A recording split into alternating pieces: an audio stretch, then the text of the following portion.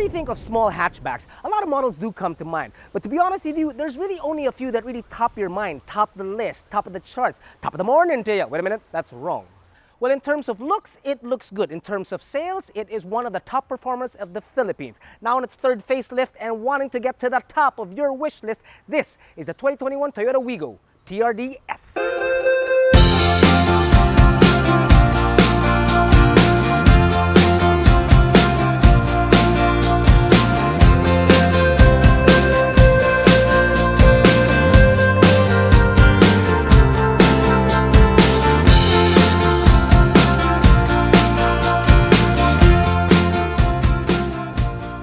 Speaking of wish lists, yes, we are shooting this right about the time when you start hearing Jose Marie Chan's songs on the radio non-stop.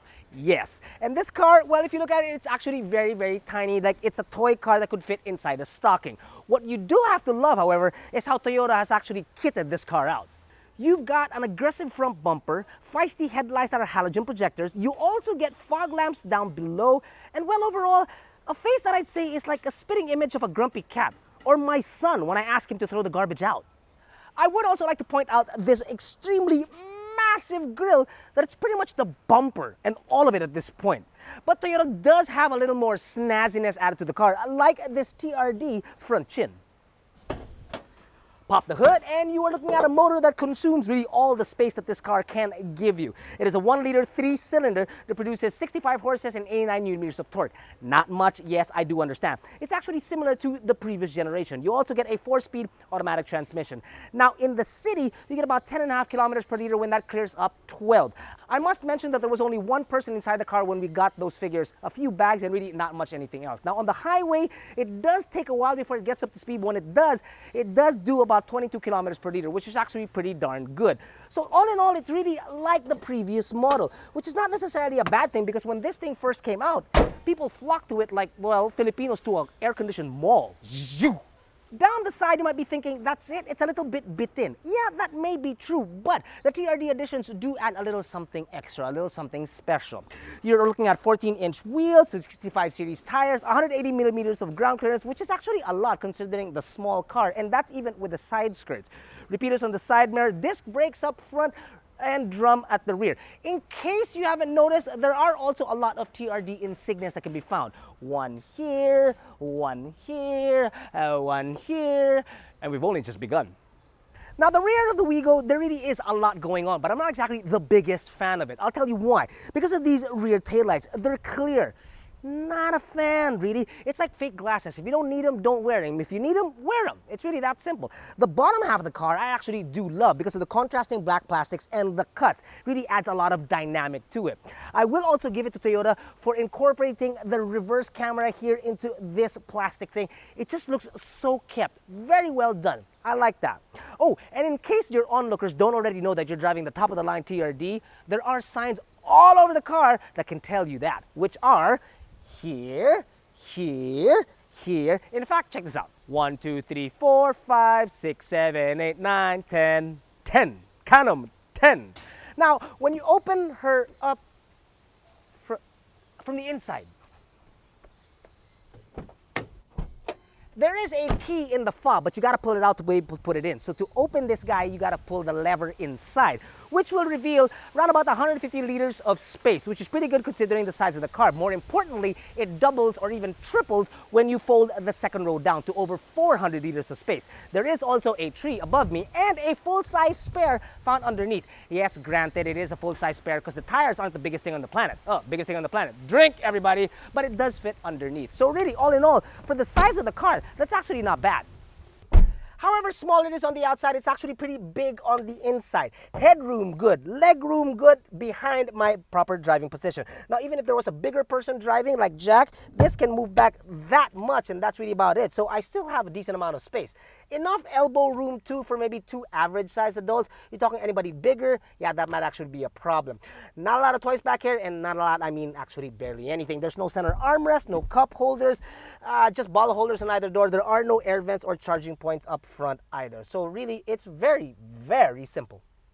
Now, getting into the proper driving position inside the Wigo is not going to be the simplest of things, only because the steering wheel is fixed. It doesn't move. But reaching for things is not going to be that difficult because, well, it's really not out of reach. It's not a problem.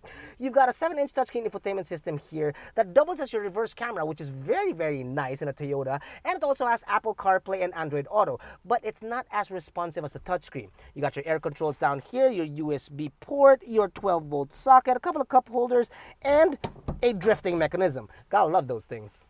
Now, overall, the interior is really all about plastic and not the plush, more the durable type. The most plush here would be the seats, which are actually pretty snazzy, really. It's very simple in here. You got a simple speedometer, simple tachometer, simple trip computer, simple buttons on the steering wheel, a very simple layout in total. It really is a car that will only take you from point A to point B without any frills. But what I like is the way that it's situated towards the driver, and that it's very calming, really. Like, it speaks more than what the car actually is. And you have to remember that this thing has a price tag of almost that big. So really, it makes it kind of that interesting that you really want to take it for a drive and see what it's all about. The seatbelt won't come out! It's not that simple! Slowly. The Toyota Wigo comes with driver and front passenger airbags, ABS, a dashboard camera, that's right, anti-theft system, and ISOFIX tethers.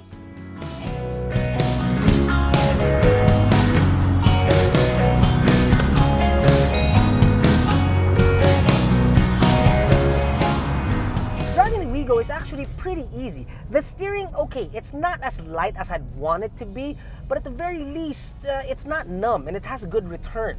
It's light in corners, light over potholes. It's actually pretty composed. You don't get more or less than really what you pay for. It's pretty average, really.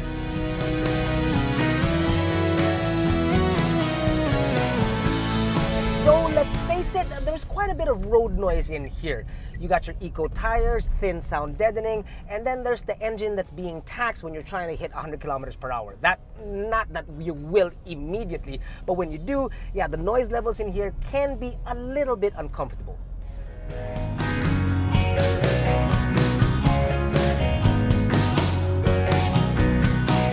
Though you won't really be able to hit 100 kilometers per hour that quickly. Let's face it, it's only a 1-liter engine. And when you do, it does definitely take some time. And then there's the transmission of the guy, which is only a 4-speed automatic. So I will say this, it's not a peppy drive, but as we mentioned, yeah, it's more of a composed drive. And well, then you've also got your fuel economy figures, which are not bad.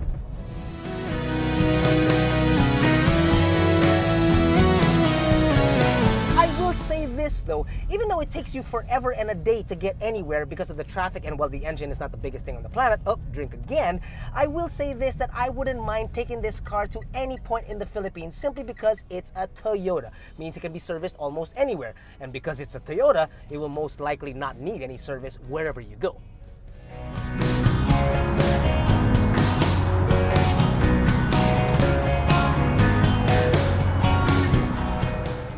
People out there say that Toyotas are like appliances, very useful appliances. Let's say, for example, a toaster. You get a slice of bread, you put some butter on it, pop it in, bada bing, bada boom, toasty goodness. It's all about reliability, really, and I couldn't agree with them more. It's like you get into your car and you just simply go. It takes you where you need to go. And I completely agree. Now, I'm not saying it's the next best thing to slice bread, but at 700,000 Philippine pesos, it does make for a good case for those that are looking for their first car and on a budget. And it's got, well, some good look to it too. Admittedly, it's not going to light a fire under your ass, but it'll definitely take your tuchus where it needs to get. That's for sure.